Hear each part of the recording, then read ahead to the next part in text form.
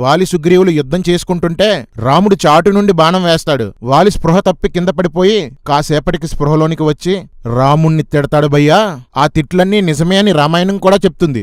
వాలి సవినయంగా ధర్మబద్ధంగా తిడుతూ ఇలా అన్నాడట: నువ్వు ఉత్తమ వంశంలో పుట్టిన క్షత్రియుడువని, ధర్మం తెలిసినవాడవని, సకల సుగుణాలు గలవాడవని లోకమంతా చెప్పుకుంటుంటే నిజమని నమ్మాను. నువ్వు తేడా అని తార చెప్పినా వినకుండా సుగ్రీవునితో యుద్ధానికి వచ్చాను. కానీ నీ బుద్ధి దారి తప్పింది. నీవు ధర్మం ముసుగు వేసుకున్న అధర్ముడివి. నీ ఆచారాలన్నీ పాపాలు.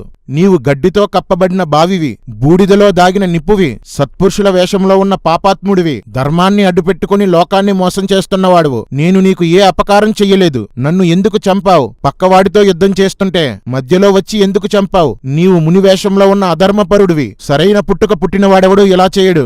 ఏమి ఆశించి నన్ను చంపావు? నీ దగ్గర ఒక్క రాజలక్షణం కూడా లేదు. నీవు కామదాసుడివి, కోప స్వభావుడివి, చపలుడవు, తోచినట్లు జనాన్ని చంపేవాడువు. నీ బుద్ధి మంచిది కాదు. నీవు నీచుడవు, రాజద్రోహివి. నా మాంసం తినడానికి కూడా పనిచేయదు కదా.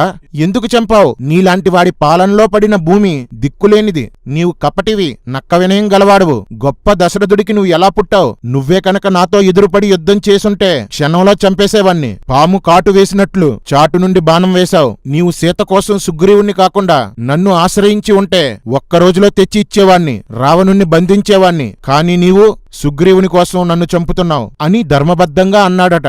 రామాయణం చదివిన ఎవ్వడికైనా వాలి మాటల్లో ఒక్కటి కూడా తప్పనిపించదు. అందుకు రాముడు, నీ తమ్ముని భార్య నీకు కూతుర్లాంటిది, ఆమెను నువ్వు ఉంచుకోవడం తప్పు అంటాడు. మేము క్షత్రియులం, మీరు మృగాలు, చాటు నుండి చంపడం ధర్మమే అంటాడు. రాముడు తన తప్పుని ఎలా కవర్ చేసుకుంటున్నాడో చూడండి. వేట కోసం మృగాన్ని చంపడం, సుగ్రీవుని తృప్తి కోసం వాలిని చంపడం రెండు ఒకటేనా? ఇద్దరు యుద్ధం చేసుకుంటుంటే చాటు నుండి చంపడం ధర్మమా? ముమ్మాటికి వాలి చెప్పినట్లుగా రాముడు ద్రోహి, ధర్మవిరోధి. రామా, నువ్వు కారుణ్య రాముడివి కాదు, కవరింగ్ రాముడివి.